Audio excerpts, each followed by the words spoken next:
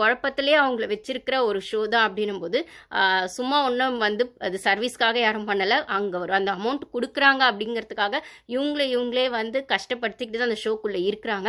ஆனால் எல்லாருக்கும் ஒரே மாதிரி சேலரியும் இதில் கிடையாது. ஒருத்தருக்கு ஒரு மாதிரி சேலரி அவங்கவுங்க வர அவங்களுக்கான பேக்ரவுண்டோ இல்லைனா பேக்ரவுண்ட் சொல்லும்போது சினி ஃபீல்டில் எந்த அளவுக்கு ஸ்ட்ராங்காக இருக்காங்க, இல்லைனா இன்ஸ்டாலேயோ சோஷியல் மீடியாலே உள்ள ஃபாலோவர்ஸ் இருக்காங்க, இல்லைனா மற்ற ஏதாவது ஷோ பண்ணுறாங்களா, பப்ளிக் ஷோ ஏதாச்சும் பண்ணுறாங்களா அப்படின்றத பொறுத்து தான் அவங்களுக்கு சேலரி ஃபிக்ஸ் பண்ணுறாங்க. அப்படின்னு சொல்லும்போது என்னதான் காசுக்காக பண்ணாங்களோ அவங்களும் மனுஷங்க தானே, அவங்களுக்கும் ஸ்ட்ரெஸ் இருக்கும், டென்ஷன் இருக்கும். அப்படின்னா அது கண்டிப்பாக பாருக்கு இருக்குதுன்றதுல எந்த ஆச்சரியமும் இல்லை. அவள் கண்டிப்பாக அந்த கவுன்சிலிங் அப்படிங்கிற விஷயத்த அவள் போனதுனால தான் ஃபினாலேக்கு வரும்போது அவளுக்கு அந்த தெளிவு இருந்துச்சு அப்படிங்கிறதும் உண்மைதான். அப்படின்னு சொல்லும்போது பிக் பாஸ் அப்படிங்கிற ஷோ ரொம்ப சாதாரணமான ஷோ இல்லை.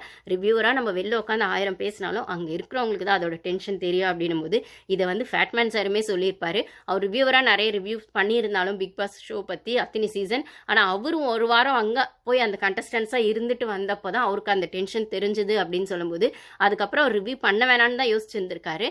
ஏன்னா நான் வெளில பார்த்து ரிவ்யூ பண்ணது வேற கண்ணோட்டம், ஆனால் உள்ளே போய் அந்த இடத்துல நின்னா தான் தெரியுது அதோடது எவ்வளோ இருக்குது, ப்ளஸ்ஸு மைனஸு, சேனல் என்ன பண்ணுவாங்க, சேனல் எப்படி ப்ரொஜெக்ட் பண்ணுவாங்க அப்படிங்கிற விஷயம்லாம் பார்க்கும்போது அதுக்கப்புறம் நான் இந்த சீசன் ரிவ்யூ பண்ண வேணான்னு நினச்சேன். பட் ஆனால் இந்த சீசன் மட்டும் பண்ணிவிட்டு நெக்ஸ்ட் சீசன் விடலாம். அவங்க ஒய்ஃப் தான் கம்பல் பண்ணியிருக்காங்க இந்த சீசன் பண்ண சொல்லி. அதனால் இந்த சீசன் ஒரு க்ளோஷர் கொடுத்துட்டு நெக்ஸ்ட் சீசனில் விட்டுலான்றதுக்காக பண்ண. மற்றபடி அது ரிவ்யூ பண்ணோன்றத ஆங்கிளை விடவும் உள்ளேருந்து கேம் ஆடுற ஆங்கிள் அது வேறு மாதிரி இருக்கும். அதை வந்து அனலைஸே அது இப்போ நான் பேசுறதுல இப்போ ரிவ்யூவில் ஷஃபி ஜோன்லாம் பார்த்தீங்கன்னா கண்டிப்பாக ரிவ்யூ தான். ஆனால் நம்ம எல்லாருமே அது ரிவ்யூன்னு பொதுவாக சொல்லிட்டாலுமே அனலைஸுன்ற ஒரு விஷயம் இருக்குது. அதை ஃபேட்மேன் சார் பண்ணுவார். அதாவது இந்த கேம் இந்த பெர்ஸ்பெக்டிவ்ல போகுது, இல்லைனா சேனல் இது உங்களை இப்படி தான் காட்டணும்னு நினைக்கிறாங்க, இந்த நரேட்டிவ்காக தான் இது இப்படி கொண்டு வராங்க, இல்லை இது இப்படி கொண்டு போகிறதுக்காக தான் இதை முன்னாடி இப்படி இனிஷியேட் பண்ணியிருக்காங்கன்றாங்கல்ல அவர் சொல்லுவார்.